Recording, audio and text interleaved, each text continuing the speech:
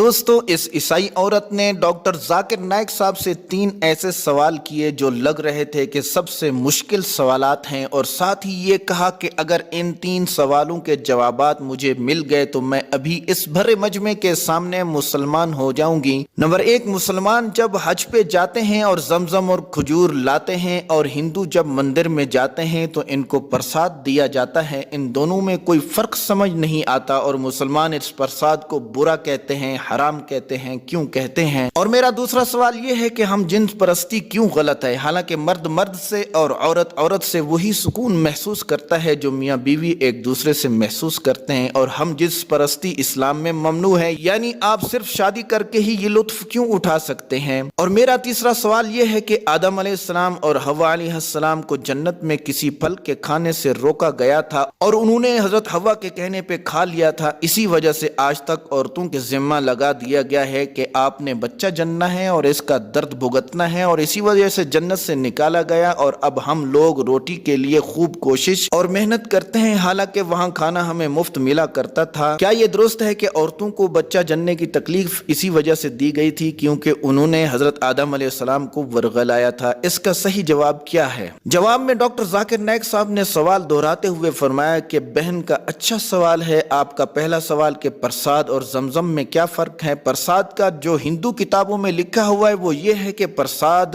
अल्लाह को खिलाने के तौर पे दिया जाता है, यानी हिंदू जब प्रसाद देता है तो उसकी सोच ये होती है कि मैं ये खाना अल्लाह को दे रहा हूँ। और अल्लाह ताला कुरान में फरमाता है सूरह अनआम में चैप्टर नंबर 6 में आयत नंबर 14 में कि अल्लाह सबको खिलाता है लेकिन उसे किसी के खाने की जरूरत नहीं है। किस इंसान की जुर्रत है कि वो अल्लाह को खाना खिला सके? और अल्लाह ताला 4 जगह ऐसी हैं जहाँ फरमाता है कुरान पाक में कि जो खाना अल्लाह के गैर से नामजद किया हुआ हो ये खाना हराम है। तो प्रसाद गैरुल्लाह से नामजद होती है इसीलिए हराम है। और अगर कोई मुसलमान हज और उम्रा के लिए जाता है तो वो खजूर या जमजम लाता है तो कोई ये नहीं कहता कि हम जमजम या खजूर अल्लाह को खिला रहे हैं। सऊदी अरब का मेन फल खजूर ही तो है। जब आप जाते हैं वहां तो खजूर आप गिफ्ट के तौर पर लाते हैं। कोई मुसलमान ये नहीं कहता कि ये खजूर मैं अल्लाह ताला को खिला रहा हूँ। और ये जहन में रहे कि खजूर बहुत उम्दा ग़िज़ा है और सेहत के लिए बेहतरीन और मुफीद है। और अगर हिंदू भी प्रसाद के तौर पे खजूर देगा ना तो भी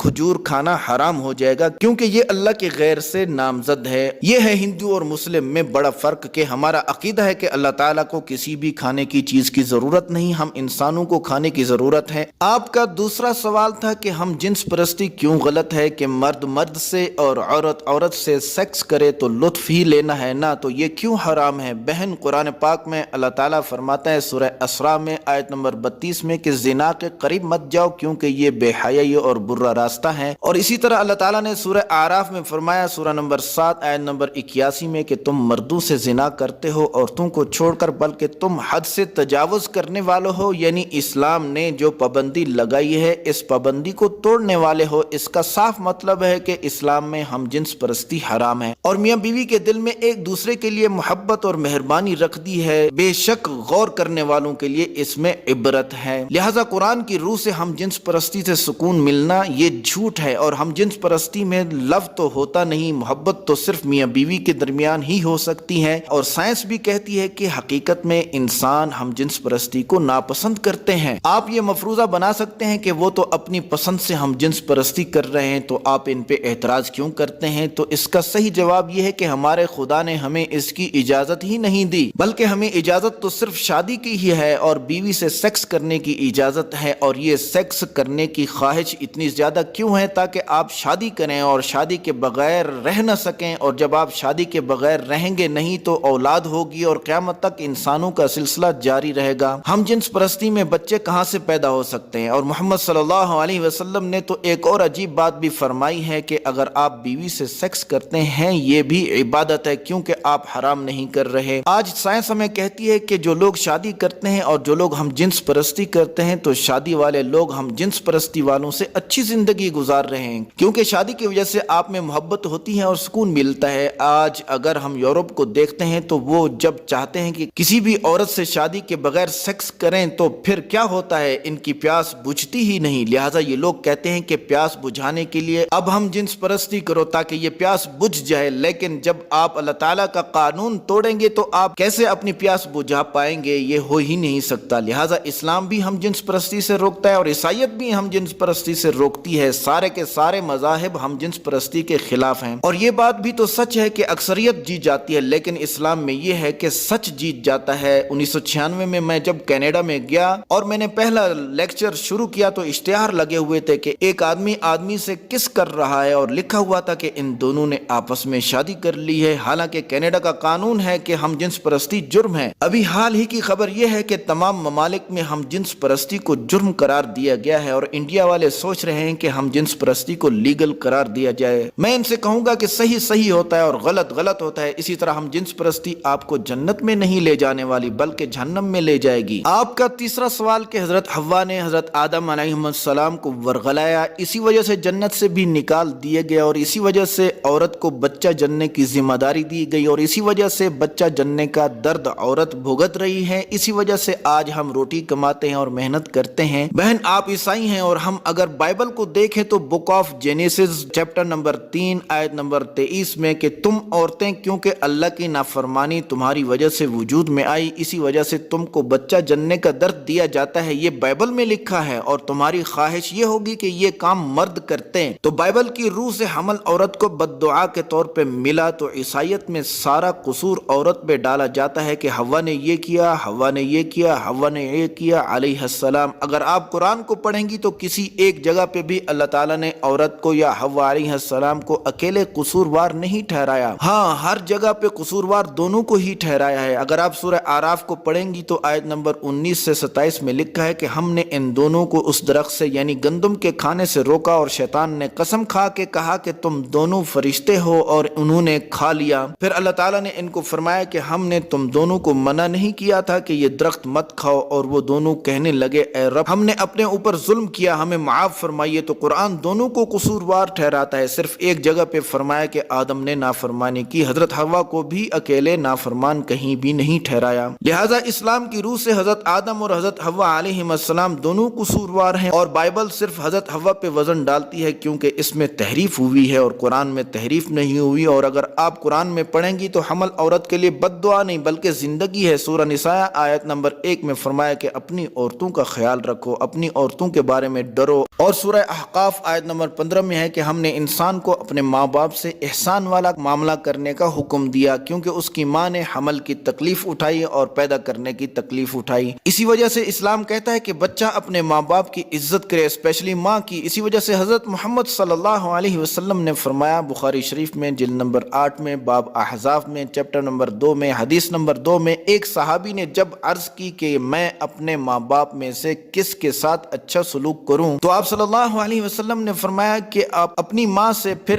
اس نے کہا کہ میں کس کے ساتھ اچھا سلوک کروں، تو آپ نے دوبارہ فرمایا کہ اپنی ماں سے۔ پھر اس نے کہا کہ میں کس کے ساتھ اچھا سلوک کروں، تو آپ نے فرمایا اپنی ماں سے۔ پھر اس نے چوتھی مرتبہ کہا کہ میں کس سے اچھا سلوک کروں، تو پھر آپ نے فرمایا باپ سے۔ تو ماں کو 3 بار میں ترجیح ہوئی، چوتھی بار آپ نے باپ کا نام لیا۔ تو گولڈ میڈل اور سلور میڈل اور پیتل کا میڈل سبھی ماں کو ملے ہیں، پھر باپ کی باری آئی۔ تو خوب تالیاں بجی۔ تو حمل اور بچہ پیدا کرنا اسلام میں زندگی ہے یا نہیں؟ اور جب بچہ جننے کا کام اللہ نے عورت کو دیا تو کون ہے جو مرد سے بچہ جنوا سکے؟ سسٹر کوئی ہے ایسا؟ شاید میں نے آپ کے سوالوں کا جواب دے دیا ہوگا۔ تو بولی ہاں۔ تو ڈاکٹر ذاکر نائک صاحب نے کہا کہ کیا آپ مانتی ہیں کہ اللہ ایک ہے؟ تو بولی ہاں۔ تو آپ اب اسلام قبول کرنا چاہتی ہیں؟ تو بولی ہاں۔ تو کیا آپ عیسیٰ علیہ السلام کو خدا مانتی ہیں؟ بولی نہیں۔ تو آپ کیا مانتی ہیں؟ تو بولی میں پیغمبر مانتی ہوں۔ آپ مانتی ہیں کہ حضرت محمد صلی اللہ علیہ وسلم آخری پیغمبر ہیں؟ تو بولی ہاں۔ کیا آپ پہ کوئی زبردستی کر رہا ہے کہ آپ اسلام قبول کریں؟ کیا کسی نے آپ کو پیسہ دے کر اسلام قبول کرایا ہے؟ بولی نہیں۔ آگے سنیے شہادہ اور کمنٹ کر کے بتائیں کہ ڈاکٹر ذاکر نائک صاحب کا جواب کیسا تھا۔ شکریہ۔ السلام علیکم۔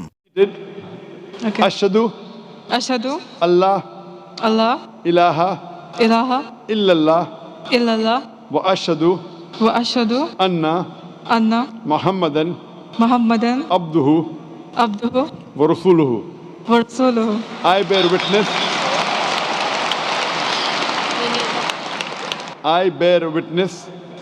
witness that there is no God but Allah, and I bear witness that Prophet Muhammad is the messenger the messenger and servant of Allah. and servant of Allah. MashaAllah.